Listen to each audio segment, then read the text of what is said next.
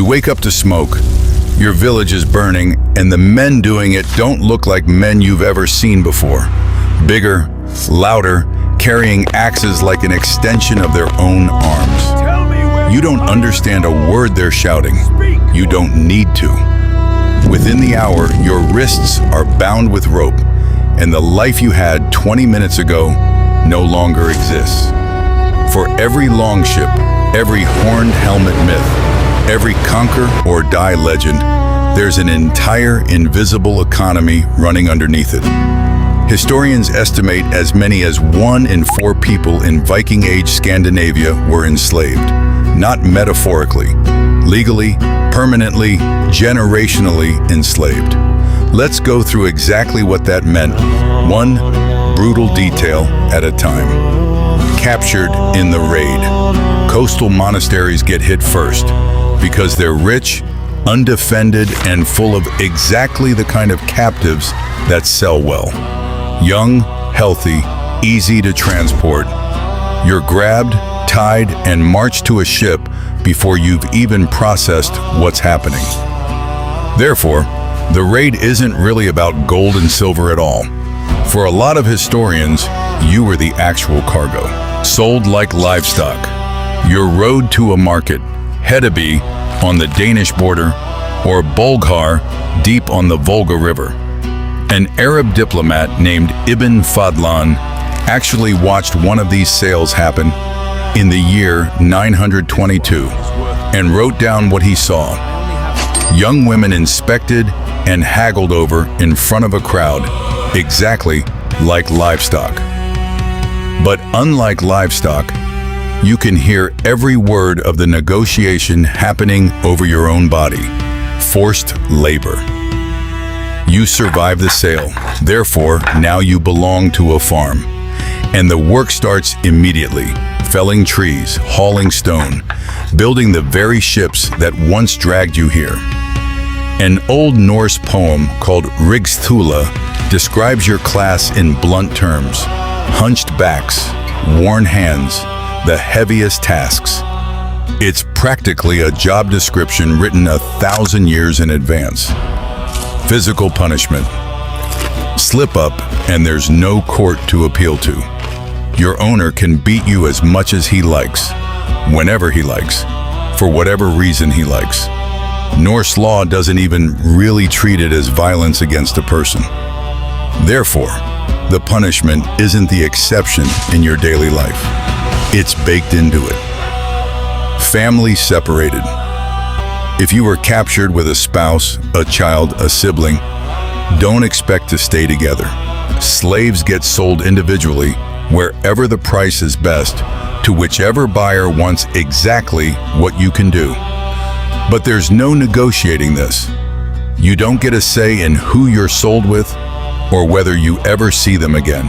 Sexual exploitation. Historians now believe most thralls were actually women, and a significant number were kept explicitly as concubines. Ibn Fadlan describes this happening openly, in public, treated by the men around him as completely unremarkable. Therefore, your body isn't just labor, it's property in every sense the word allows. Forced into prostitution. For some enslaved women, that exploitation goes further. Sold or rented out for sex to other men entirely, with your owner collecting the payment. You have no legal standing to refuse. There's no version of consent built into a system that classifies you using the same grammar as farm equipment. Public beatings. Discipline in this world is a performance. Punishing a slave in front of the household or the village isn't just about correcting you. It's a warning to every other thrall watching.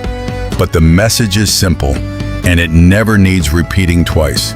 Step out of line, and everyone sees exactly what happens. Horrifying punishments.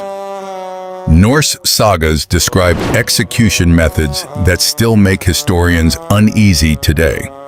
The so-called blood eagle, where a victim's ribs were supposedly cut away from the spine. Most of the recorded cases in the sagas were reserved for defeated nobles and enemy kings, and scholars are still split on whether it was ever literally carried out or mostly saga exaggeration. But true or exaggerated, the fact that stories like this existed at all tells you everything about how casually this society could imagine extreme cruelty. Sacrificial practice. When a powerful Viking died, sometimes a thrall didn't get to keep living either. Archaeologists have found burial sites where a high-status Viking lies surrounded by grave goods, and beside him, a slave, clearly killed as part of the funeral. Ibn Fadlan documented an entire ritual exactly like this, where an enslaved woman was killed in front of a watching crowd as part of the ceremony.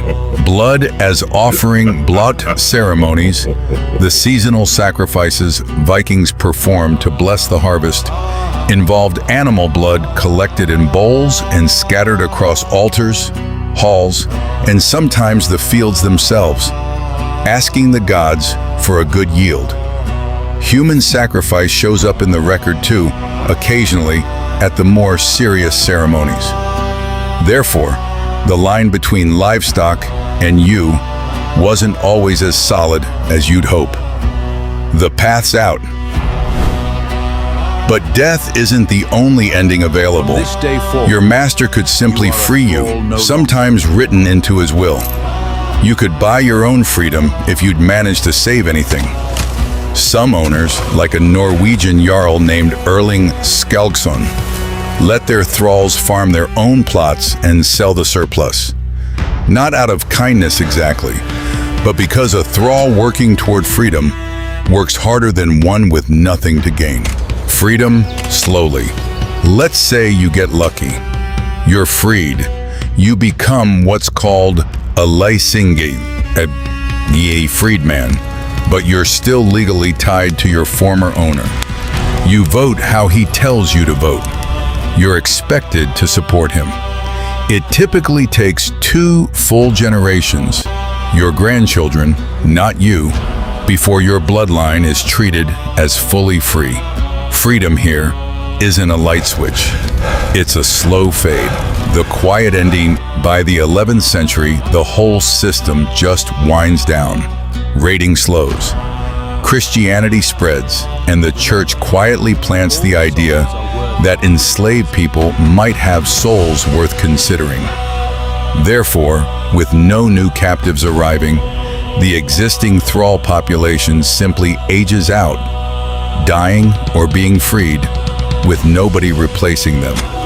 Here's the detail that should really sit with you. Almost none of these freed thralls ever went home. If you were taken from Ireland 15 years earlier, what exactly would you be going back to? Most just stayed, quietly folding into the family trees of the very people who once owned them. Which means if your ancestry traces back to Scandinavia, there's a real chance you're not just descended from raiders. You might just as easily be descended from the people they raided. The proud Viking myth, built in the 1800s, explorers, warriors, free men of the sea, conveniently left this entire chapter out. Not because nobody knew, because a legend doesn't want its foundation to include a chain. You still use the word today, actually, every time you say you're enthralled by something. You just never think about where it came from.